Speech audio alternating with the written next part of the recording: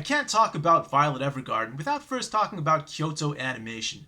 And not too long ago, they were in the headlines for an arsonist burning down their studio and killing a lot of people in the process.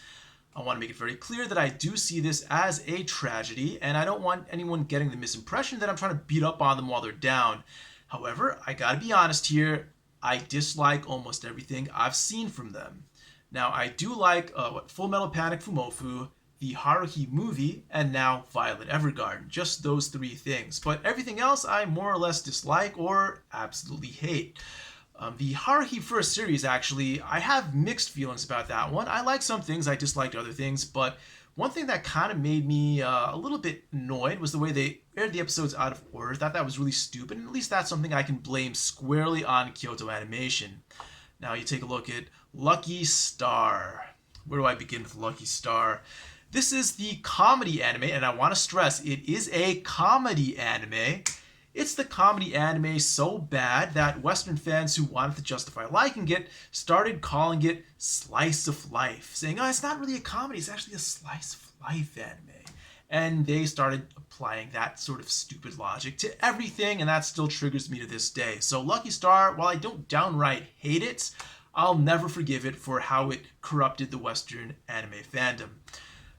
K-On! Or K-On! Is, I guess, the proper pronunciation, not that it deserves that respect.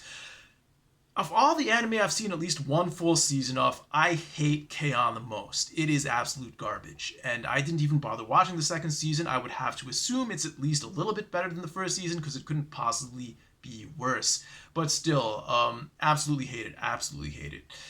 And let's see, Nichijou, I at least had the sense to drop that after a few episodes. After seeing, Lucky Star and K-On!, I got a sense that I was not going to like this, and I got away with just subtly disliking it. If I'd watched it to the end, I'm sure I would hate it a lot more.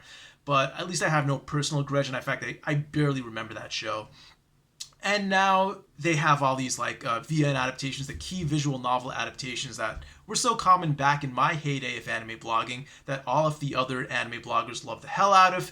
Even a lot of casual fans really love these VN adaptations, but they had some good heartfelt moments here and there, but for the most part, they were just long stretches of boring.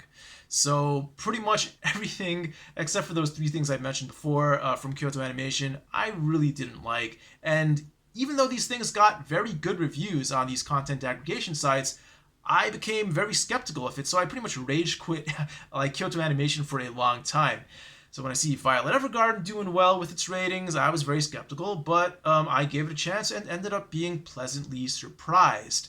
Now, Violet Evergarden is about this emotionless child soldier who eventually, after the war, she has to find her place in the real world, and so she gets a job as sort of a ghostwriter for letters. She travels around the world trying to write letters for people, and in the process, she discovers her own emotions. She learns about social cues and emotions in society at large, and she develops as a person because of it.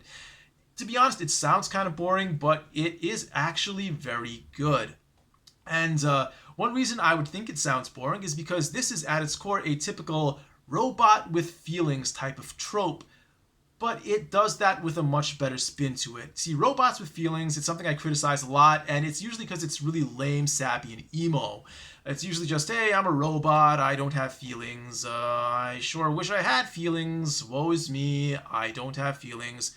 Wait, isn't that a feeling? Oh, I guess I had feelings after all. The end. Really stupid. But the clever twist on Violet Evergarden is that her lack of understanding of human emotions and her lack of understanding of social cues and norms is actually really charming. And, you'll laugh at times because of it, and also because of the way that she is really, logical and pragmatic about everything, and she's dealing with people who are often, overly emotional or irrationally emotional, and her brand of logic will put those overly emotional people in their place, and because of that, she will get shit done and solve problems. It's really, really refreshing to see a robots with feelings type story go this route. So yes, it does have its darker moments, its really emotional moments, it's kind of lame emo moments as well, but still there's a good balance of good and bad with that, lighthearted and more darker stuff. So it doesn't get old, it doesn't get boring. And at the same time, the other characters, there aren't that many regular characters actually, but the ones that are regular, I do like them. There are also a bunch of like one-shot characters who do get callbacks here and there, and because these stories do leave an impression on you, you remember them and you actually do fondly recall them when they do come back for a brief moment here and there. So overall, this is a very good show.